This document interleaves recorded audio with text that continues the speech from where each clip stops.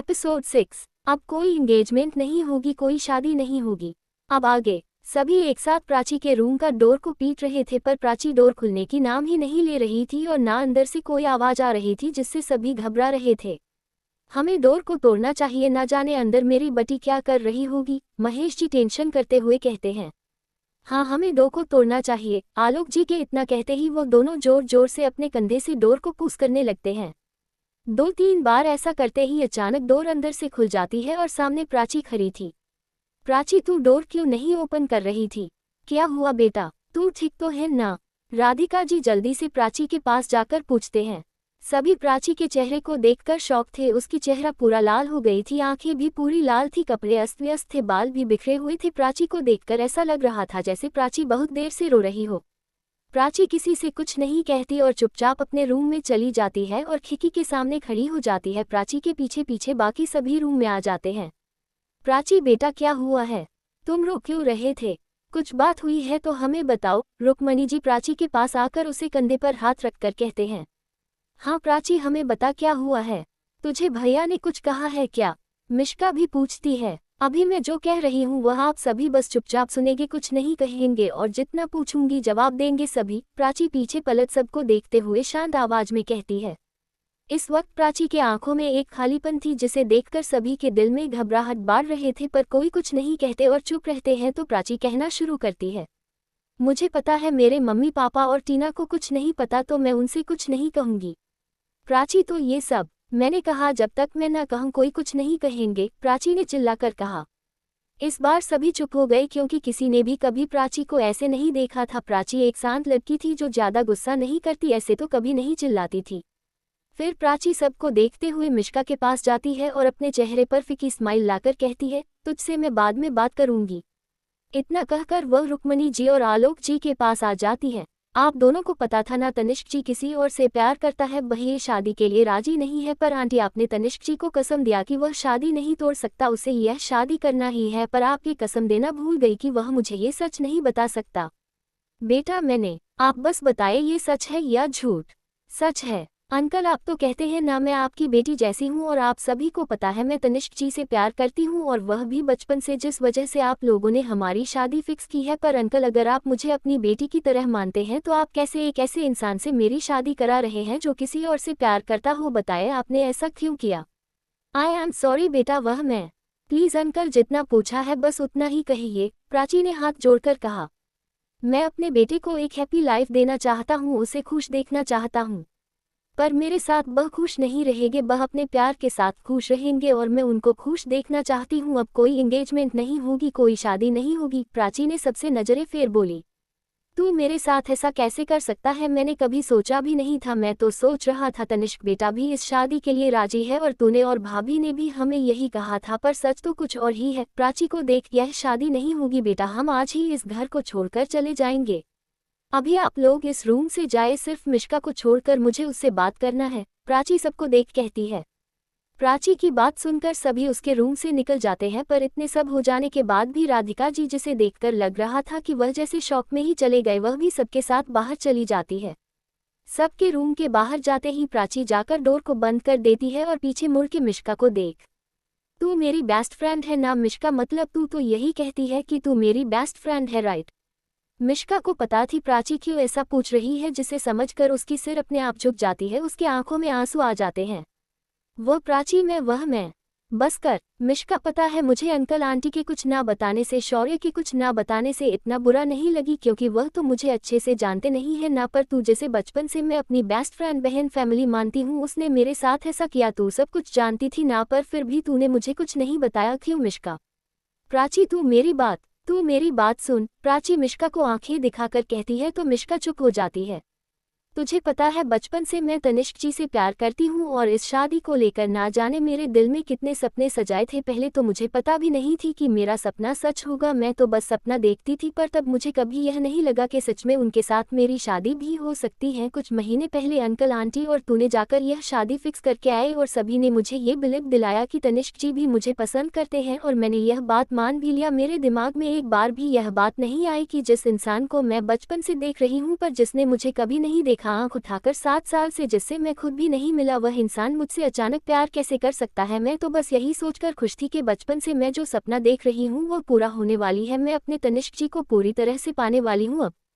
प्राची की गला भर आई थी। कुछ देर रुक रख फिर से उससे कहना शुरू किया। उसकी आंखों से लगातार आंसू बह रही थी पर फिर भी वह कहती है, और इसी के चलते मैंने कल रात अपनी सब कुछ उनको लुटा दिया क्योंकि मुझे लगी हमारी तो शादी होने ही वाली है, ये तो शादी के बाद भी होगा और ये तो हमारी प्यार है, तनिष्क जी के प्यार है मेरे लिए। पर उसके अगले ही दिन मुझे ही पता चला जिनको मैंने अपना मन के बल लुटा दिया, जिसे मैंने उनका प्यार समझा, ऐसा कुछ है ही नहीं, उनके दिल में मेरे लिए कुछ है ही नहीं और हमारे बीच जो भी हुआ वह सब कुछ उन्होंने मुझ में अपने गर्लफ्रेंड को इमेजिन कर।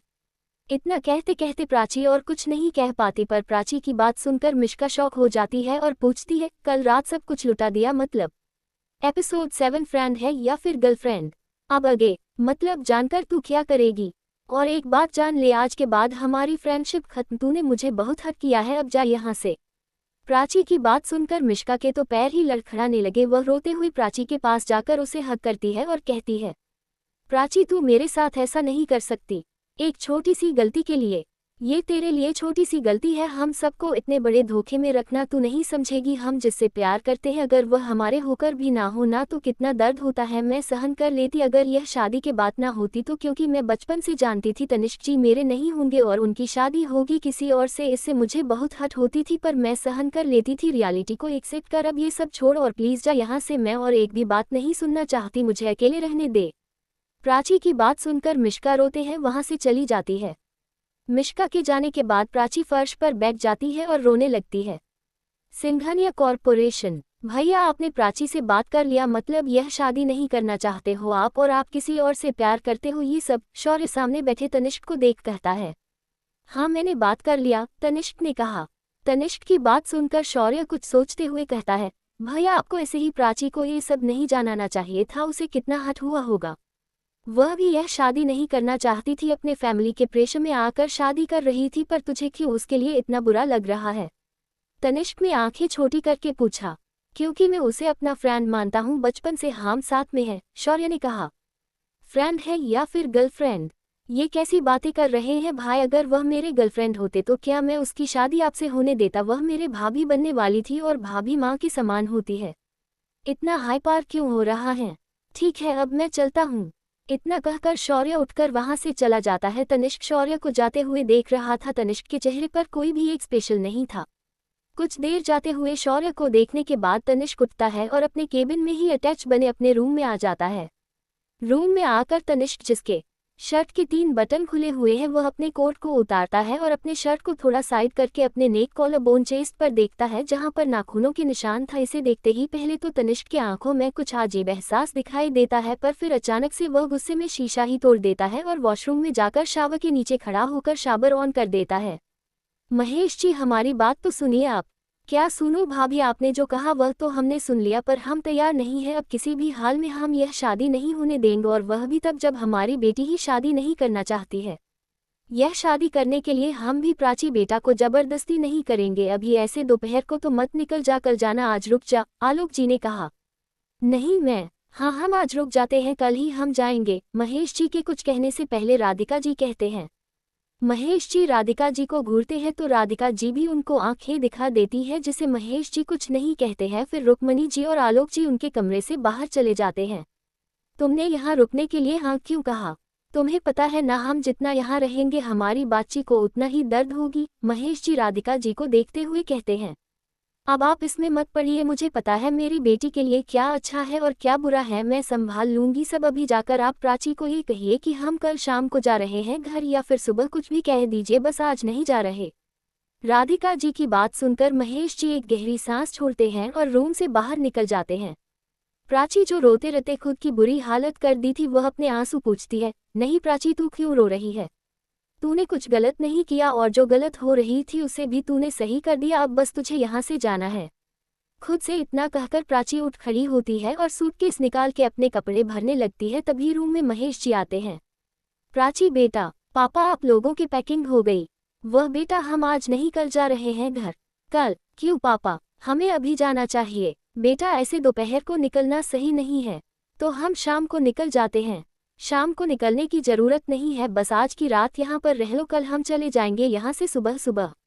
ठीक है पापा। प्राची यहाँ एक पर भी रहना नहीं चाहती थी, पर फिर भी वह हाँ कह देती है।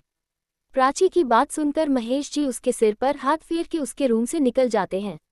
महेश जी के जाने के बाद प्राची फिर से रोने लगती है और खुद से कहती है, क्या करूं मैं महादेव, मैं जितना यहाँ रह रही हूँ उतना मुझे कल रात की बातें याद आ रही है कि कैसे मैंने अपनी सब कुछ तनिष्का जी को दे दिया, पर मुझे उस बात की दुख नहीं है क्योंकि तनिष्क जी के साइड से जो भी हो मैंने तो उनसे प्यार किया था ना, और कल रात वह जो भी हुआ वह किसी और के हिस्से की ही प्यार हो, पर मेरी तो उनके लिए ही प्यार थी। पर तनिष्क जी वह तो ना जाने मुझे कैसी लड़की समझते हैं जो उन्होंने ये कह दिया कर कल रात जो भी हुआ था वह मेरे लिए बस एक वन नाइट स्टैंड। कुछ देर रुक के मुझे पता नहीं थी कि अगर मैं कल रात उनके साथ दूंगी तो बाद में मुझे ही वैसे गलती मेरी थी, मैं उनके कमरे में गई थी, मैं मानती हूँ मैंने उनको नहीं रोका था, पर जो भी हुआ वह मेरे लिए वन नाइट स्टैंड नहीं है, वह तो मेरे लिए। इतना कर प्राची रुक जाती है और रोने लगती है। प्राची जो आज सुबह तक इतने खुश थी, एक ही पल में उसकी दुनिया उजड़ गई थी। प्राची रो ही रही थी तभी पीछे से कोई उसके कंधे पर हाथ रखता है तो प्राची चौंक कर पीछे पलटती है और पीछे खड़े शख्स को देख उसके आंखों से और ज्यादा आंसू गिरने लगती हैं। एपिसोड 8 ये तुम्हारे बॉडी पर नाखूनों के निशान कैसे आए, अब आगे। मम्मा, इतना कहते ही प्राची राधिका जी के गले लग जाती है और रोने लगती है। मत रो बेटा, तुझे रोना नहीं है, तू तो मेरी स्ट्रांग बेटी है ना, राधिका जी ने भी रोते हुए कहा। कुछ देर तक रोने के बाद प्राची काफी शांत हो गई तो राधिका जी ने उसे ले जाकर बेड पर बिठाकर पानी के गिलास दिया। प्राची भी पानी एक ही सांस में पी गई। देख बेटी, मैं तेरी आंखों में आंसू नहीं देखना चाहती और मुझे पता है तनिष्क के साथ अगर तेरी शादी नहीं हुई तो तू जिंदगी भर आंसू बहाएगी, दर्द में रहेगी, तू कभी खुश नहीं हो पाएगी क्योंकि तू तनिष्क से खुद से भी ज्यादा प्यार करती है और मैं एक माँ होकर अपनी बच्ची को ऐसे दर्द में कैसे देखूं, राधिका जी ने रोते हुए कहा। मम्मा प्लीज आप रोइए मत, मुझे कोई दर्द कोई दुख नहीं हो रही, मैं ठीक हूँ, प्राची राधिका जी की आंखों से आंसू पोंछते हुए कहा। तू ठीक नहीं है बेटा, अपनी माँ को मत बता, यह शादी कर ले, लड़कों का क्या है, उनका दिल अभी किसी और पर आता है तो फिर किसी और पर, और जब एक बार शादी हो जाएगी ना तो देखना तनिष्क बेटा भी उस लड़की को भूलकर तेरे पास आ जाएगा। नहीं माँ, वह उस लड़की से प्यार करते हैं और उनके और उस लड़की के बीच में सब कुछ हो गया, मतलब पति पत्नी वाला रिश्ता, बल दोनों अपने रिश्ते में बहुत आगे बढ़ चुके हैं और अब अगर तनिष्क जी उस लड़की को छोड़ेंगे तो उस लड़की की जिंदगी खराब हो जाएगी, जो मैं कभी नहीं चाहती। एक लड़की की जिंदगी खराब हो, ये करने से महादेव मुझे कभी माफ नहीं करेंगे। ये लड़की समाज सेवा करने निकली है, कहाँ पर यह अपने बारे में सोचेंगी, पर नहीं, जिस लड़की को ये जानती तक नहीं उसके बारे में सोच रही है और तुझे ये शादी करने ही होगी प्राची, कुछ भी हो जाए यह शादी तो होकर रहेगी। इतना सोचकर राधिका जी खुद को नॉर्मल करके पापरा के पास जाके उसके सिर को सहलाकर, सभी तेरी तरह नहीं होती कि अपने सम्मान को अपनी सब कुछ मानकर बैठे रहे, हर लड़की एक तरह नहीं होते और यह फैमिली चाहती है तुझे तनिष्क की पत्नी के रूप में, इस घर के बहू के रूप में, और जब वह तनिष्क के गर्लफ्रेंड को छोड़कर तुझे चुन रहे हैं तो इसका कोई तो वजह होगा ना। मम्मा, इसका क्या ही वजह हो सकती है, वह लड़की शायद उनको पसंद नहीं है, इसी वजह से वह तनिष्क जी की शादी उनसे नहीं कराकर मेरे साथ कराना चाहते हैं। प्राची तू, राधिका जी इतना कह ही रहे थे तभी डोर पर नक होती है और जब दोनों उधर देखते हैं तो वहां पर रुक्मणी जी खड़े थे। क्या मैं अंदर आ जाऊं?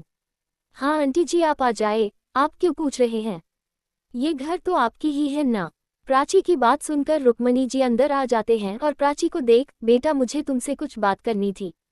हाँ बताए, क्या बात करनी है, प्राची ने कहा। वह बेटा मुझे तुमसे अकेले में कुछ बात करनी थी। राधिका जी को देख, राधिका जी क्या आप? हाँ बात कर लेना, मैं बाद में आ जाऊंगी, इतना कहकर राधिका जी बाहर चले गए। अब बस ये किसी तरह इमोशनल ब्लैकमेल करके प्राची को मना ले शादी के लिए, नहीं तो मुझे ही करना पड़ेगा। इतना सोचते हुए वह अपने रूम की ओर चले जाते हैं। अब बताए आपको क्या कहना है, प्राची ने हल्का मुस्कुराते हुए रुक्मणी जी को देखकर कहा। और सॉरी, मैंने शायद तब बहुत ज्यादा रिएक्ट कर दी थी, मैं आप लोगों को वह सब नहीं कहना चाहती थी, हो सके तो मुझे माफ कर देना। प्राची अपनी हाथ जोड़कर सिर नीचे करके कहती है। कोई बात नहीं बेटा, तुम हो शायद इसलिए इतना ही हुआ, और तुमने तो हमें कोई भी गलत कुछ नहीं कहा, तुम सही थे, पर हम मजबूर थे, हमें डर था कि यह सब जानने के बाद तुम यह शादी करने से मना कर दोगे, इसलिए हमने नहीं बताया। पर आप लोग ऐसा कर क्यों रहे हैं? तनिष्क जी जिससे प्यार करते हैं उसी से आप लोग उनकी शादी करा दीजिए ना। हम ऐसा नहीं कर सकते बेटा, अगर कर सकते तो क्या हम कर नहीं देते तनिष्क के साथ उसकी शादी? क्यों आंटी, क्यों आप सब उस लड़की ही शादी नहीं करा सकते तनिष्क जी की? प्राची ने पूछा। प्राची के पूछने पर रुक्मणी जी की आंखों में आंसू आ गए और वह प्राची को देखने लगी। प्राची भी उनको ही देख रही थी। बेबी क्या कर रहे हो? क्या तुमने शादी तोड़ दिया? तनिष्क, जो अभी अपने केबिन में चेयर पर बैठकर एक फाइल पढ़ रहा था, उसके कान में यह आवाज पड़ते ही वह सामने देखता है। सामने शनाया खड़ी थी, जो उसे देखते हुए मुस्कुरा रही थी, जिसने एक ऑरेंज कलर की क्रॉप टॉप और हॉट जीन्स पहनी थी। अपने बालों को स्टाइल से बंधे हुए, चेहरे पर हेवी मेकअप, रेड लिस्ट पैरों में ही वह बहुत ही ज्यादा खूबसूरत लग रही थी। पर तनिष्क उसे एक बार देखकर फिर से अपने फाइल को देखने लगता है। तनिष्क को ऐसे देख शनाया अदाओं से चलते हुए तनिष्क के पास आती है और तनिष्क के हाथ से उस फाइल को लेकर उसकी गोद में बैठ जाती है और उसके चेहरे पर अपनी उंगलियों को घुमाने लगती है। क्या हुआ बेबी, तुम गुस्सा हो मुझसे? मैंने क्या किया? शनाया ने क्यूट सा चेहरा बनाकर कहा। तुम्हारी सूट थी ना, 1 महीने तक का श्रीलंका गए थे ना तुम, तो आज इतनी जल्दी आ गए, मतलब तुमने इस बार भी? क्या करूं बेबी, तुम्हारे बिना मुझे अच्छा ही नहीं लगता कहीं भी, और वहां पर मैं अकेली थी, तुम तो थे ही नहीं, इसीलिए मैं आ गई। इतना कहते हुए शनाया तनिष्क के शर्ट के अंदर अपने हाथ डाल के उसके चेस्ट को सहलाने लगी। तनिष्क भी उसके कमर पर हाथ डालकर उसके चेहरे से उसके बालों को हटाते हुए, पर मैं हर जगह तो तुम्हारे साथ नहीं रह सकता ना, मुझे भी बहुत काम है, और अगर ऐसे ही तुम शूटिंग को छोड़ कर आ जाओगे तब तो तुम्हारी एक्टिंग करियर खत्म हो जाएगी। ऐसा कुछ नहीं होगी बेबी, मुझे पता है, जब तक तुम मेरे साथ हो मेरी करियर कोई खराब नहीं कर सकता। इतना कहकर वह तनिष्क के होठों के और अपने होठों को बढ़ाने लगता है, पर तभी शनाया की नज़र तनिष्क के नेक, कॉलरबोन और चेस्ट पर पड़ता है, जहां पर नाखूनों के निशान थे। शनाया झट से तनिष्क की गोद से उठ जाता है और तनिष्क के चेहरे को देखते हुए, ये तुम्हारे बॉडी पर नाखूनों के निशान कैसे आए? ये निशान तो, इतना कहते हुए शनाया के आंखों में आंसू आ गई थी। बेबी तुम मेरी बात सुनो, यह क्या? ये बेबी, तुमने आज तक मुझे खुद के पास नहीं आने दिया, तुम तो बसे कहते थे न कि शादी की बात सब होगा, तो फिर यह क्या है? तुम किसी और के साथ? इतना कहकर शनाया बुरी तरह से रोने लगती है और रोते हुए ही तनिष्क के केबिन से बाहर निकलती है, तो उसके सामने ही एक लड़की थी जो दिखने में इतनी ज्यादा खूबसूरत थी कि शनाया एक पल तो ठहर सी गई, पर उसने उस पर ज्यादा ध्यान नहीं दिया क्योंकि इस वक्त वह गुस्से में थी और वह रोते हुए गुस्से में वहां से निकल जाती है। वही प्राची जो तनिष्क से मिलने आई थी और पहले से तनिष्क के केबिन से बाहर आई हुई थी और उसने अंदर का सब कुछ देख लिया थी, पर उसने कुछ सुनी नहीं थी, उसे अब बुरा लग रही थी। तनिष्क और शनाया को इतने करीब देख उसकी आंखें नम हो गई थी। बाहर कौन खड़े हैं, अंदर आ जाओ। तनिष्क की आवाज सुनते ही प्राची एक बार को कांप सी गई, फिर एक गहरी सांस लेकर वह अंदर चली गई। एपिसोड 9 प्रेगनेंसी पील। अब आगे। प्राची डरते हुए अंदर आती है। प्राची के अंदर आते ही डोर अपने आप बंद हो जाता है, जिससे प्राची अंदर से और ज्यादा घबराने लगती है। प्राची को देख तनिष्क के आंखों में गुस्सा उतर आता है और वह गुस्से में प्राची के पास आकर उसके दोनों हाथों को पकड़ उसे पीछे ले जाते हुए दरवाजे से सटा देता है और गुस्से में कहता है, तुम यहाँ क्या कर रहे हो? किसने परमिशन दिया तुम्हें मेरे ऑफिस में मेरे केबिन में आने को? आपने ही तो कहा कि मैं अंदर आ जाऊं। प्राची ने अपनी सिर झुका कर कहा। मुझे पता नहीं था कि तुम हो, अगर तुम हो मुझे पता होता ना तो मैं सिक्योरिटी गार्ड को कहकर कि तुम्हें ऑफिस से बाहर फेंक देता, ना कि मैं अंदर बुलाता। तनिष्क ने प्राची के हाथ को और कसके पकड़ते हुए कहा।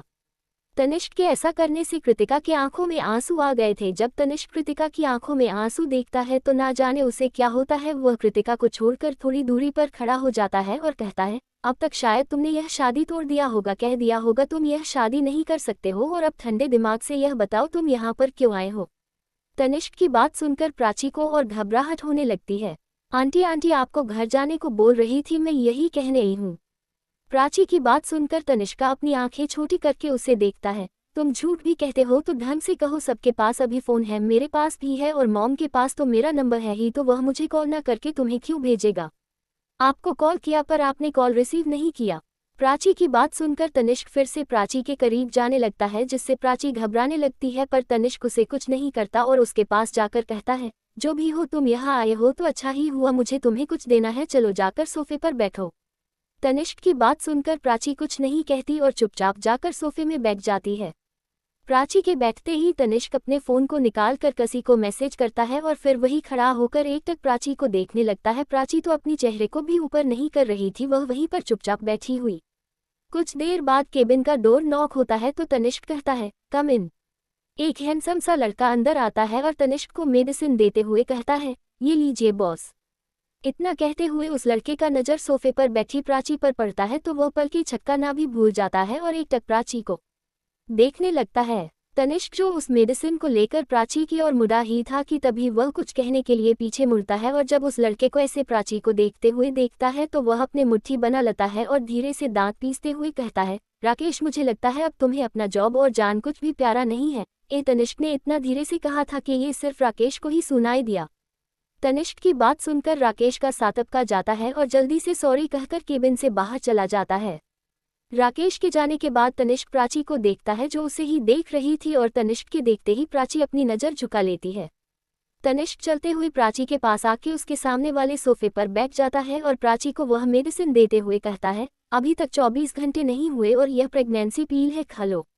प्रेगनेंसी पील का नाम सुनते ही प्राची एक बार उस मेडिसिन को देखती है और एक बार तनिष्क के चेहरे को। प्रेगनेंसी पील मतलब?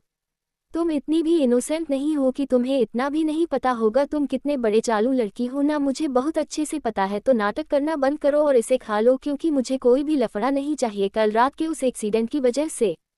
तनिष्क के बात सुनकर प्राची की आंखों में आंसू आ जाते हैं और वह जल्दी से उस पील को तनिष्क के हाथ से ले लेती है और उसे खा लेती है। अब मैंने इसे खा लिया है, अब मैं चलती हूँ। इतना कहकर प्राची सोफे से उठ जाती है और डोर की तरफ बढ़ी ही थी कि तभी उसके कान में तनिष्क की आवाज़ पड़ती है, वैसे तुमने अभी तक बताया नहीं तुम यहाँ पर क्यों आए थे?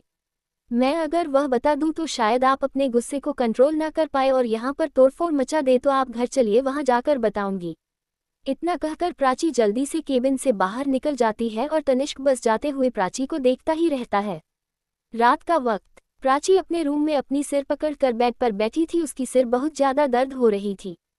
क्या मैं अंदर आ सकता हूँ? अरे शौर्य, तू मुझसे क्यों पूछ रहा है? आजा अंदर, प्राची ने मुस्कुरा कर कहा। शौर्य अंदर आता है तो शौर्य के हाथ में खाने का प्लेट था। खाने का प्लेट देखते ही प्राची अपनी चेहरा घुमा लेती है और कहती है, शौर्य प्लीज़ अब तू ये ज़बरदस्ती मत करना कि खाना खाना है मुझे। मैं खाना नहीं खाने वाली, मुझे भूख नहीं है। मैं तुझे ज़बरदस्ती नहीं कहूँगा, मैं तुझे ज़बरदस्ती खिलाऊंगा। देख तुझे पता है यह मैं बहुत अच्छे से कर सकता हूँ, तो अभी अच्छे बच्चे की तरह खा ले। सुबह से तूने कुछ नहीं खाया है, मुझे भूख नहीं है। प्लीज़ प्लीज़ खा ले, प्लीज़, तुझे मेरी कसम। लड़कियों की तरह हर बार कसम दिया मत कर। इतना कहकर प्राची मुंह बना लेती है तो शौर्य हंस देता है। फिर शौर्य अपने हाथों से प्राची को खिलाने लगता है और प्राची भी शौर्य को खिला रही थी। वही यह सब डोर के बाहर से कोई देख रहा था और उसके आंखें इस वक्त गुस्से से लाल था और वह गुस्से में प्राची को घूरे जा रहा था जैसे अपने आंखों से ही प्राची को खा जाएगा। एपिसोड 10। तनिष्क जी मुझे दर्द हो रही है, क्या कर रहे हैं आप? अब आगे। खाना खाने के बाद शौर्य और प्राची बातें कर रहे थे, तभी वहां पर एक मेड आती है और शौर्य को देखते हुए, आपको बड़े मैडम नीचे बुला रहे हैं। हाँ तुम जाओ, मैं आ रहा हूँ। प्राची को देख, तू बैठ, मैं थोड़ी देर में आता हूँ। अब आके क्या करेगा? रात के 11 बजे बज रहे हैं, अब मुझे सोना है, तू भी जाकर सो जाना। तेरे आने के बाद से तो मैंने तुझसे बात ही नहीं किया। तो शौर्य इतना कहते कहते रुक गया। मुझे पता है तूने मुझसे क्यों बात नहीं किया था। तेरी फैमिली वाले मुझे सच नहीं बता रहे इसीलिए ना। हाँ वह हाँ ठीक है, अब जा जल्दी, तुझे बुला रहे हैं ना। प्राची के इतना कहते ही शौर्य उठता है और उसके रूम से बाहर चला जाता है। शौर्य के जाने के बाद प्राची उठकर खिड़की के सामने आ जाती है और आसमान में देखने लगती है। आज आसमान में चांद नहीं थी, आज आसमान में घने काले बादल छाए हुए थे। ऐसा लग रहा था जैसे कुछ ही देर में वह बरस पड़ेंगे। प्राची आसमान को देख ही रही थी, तभी उसे ऐसा लगती है कोई उसके रूम में आया है। तो प्राची झट से पीछे पलटती है तो पीछे तनिष्क खड़ा था जिसका चेहरा गुस्से से लाल हो गया था। उसके आंखें आग की लाल था जिसे देख प्राची को बहुत ज्यादा डर गई थी। आप इतनी रात को मैं मेरे घर में, मतलब तू मेरे रूम में? प्राची की बात सुनकर तनिष्क कुछ नहीं कहता, बास प्राची की और अपने कदमों को बढ़ाने लगता है।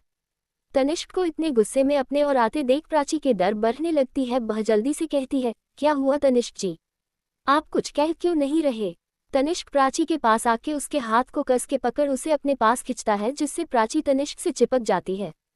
तनिष्क प्राची को जबरदस्ती बेड पर धक्का दे देता है और खुद भी प्राची के ऊपर आकर अपना पूरा भार प्राची के बॉडी में डाल देता है। तुमने मुझे कहा था ना तुम यह शादी तोड़ दोगे, तो अब क्या हुआ? अब तो यह शादी टूटने की जगह और भी आगे बढ़ गया है। 5 दिन बाद अब हमारी एंगेजमेंट की जगह हमारी शादी है और यह सब तुमने ही किया है ना? तनिष्क ने दांत पीसते हुए कहा। तनिष्क की बात सुनकर प्राची कुछ नहीं कहती, वह तनिष्क से अपनी नजरें हटा लेती है। प्राची को ऐसा करते देख तनिष्क को और गुस्सा आ जाता है और वह कहता है, तुम यह शादी क्यों कर रहे हो? पैसों के लिए? हाँ, कितना पैसा चाहिए तुम्हें? वह मैं तुम्हें दूंगा, बताओ कितना चाहिए? मेरे ऊपर से हटिए कनिष्क जी, और मुझे कोई पैसा नहीं चाहिए। बहुत रात हो गई है, आप यहाँ से जाए प्लीज। अपने अंदर हिम्मत जुटाकर कृतिका इतना ही कह पाती है। प्राची की इस बात को सुनकर तनिष्क उसके चेहरे के बिल्कुल पास अपने चेहरे को ले जाकर, रात हो गई है तो क्या हुआ, 5 दिन बाद हमारी शादी है, मैं तुम्हारे होने वाला पति हूँ, तो अगर मैं तुम्हारे साथ पूरी रात भी यहाँ रहूँ तो भी कोई कुछ नहीं कह सकता।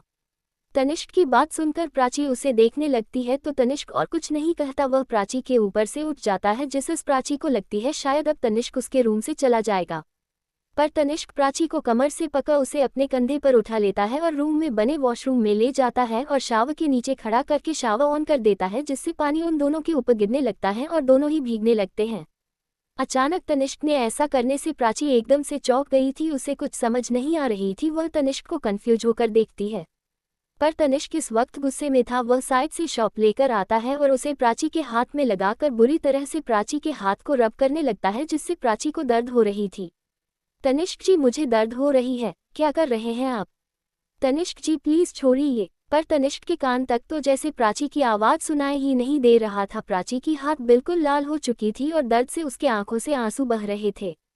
फिर तनिष्क झट से प्राची के राइट साइड के कंधे से उसके सलवार को एक ही झटके में फाड़ देता है, जिससे अब प्राची की कंधे से उसके सलवार हट जाती है और अब प्राची के कंधे पर बस उसके ब्रा का स्ट्रीप दिख रही थी।